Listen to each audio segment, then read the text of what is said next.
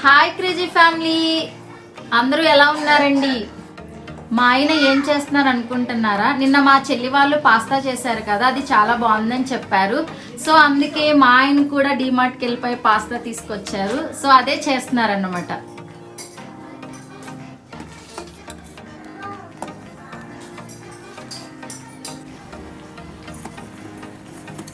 ఇదేం చిన్న మరుగుతున్న పాస్తానా? అది ఎలా ఉందో తెలుసా? సేమియా చేస్తున్నట్టు ఉడుకుతుంది అది. పాస్తా ఇంకా అవ్వకుండానే టేస్ట్ చేసేస్తున్నాడు.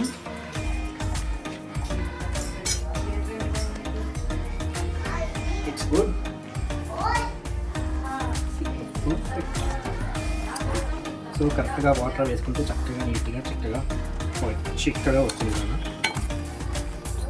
అయిపోయింది మన పాస్తా.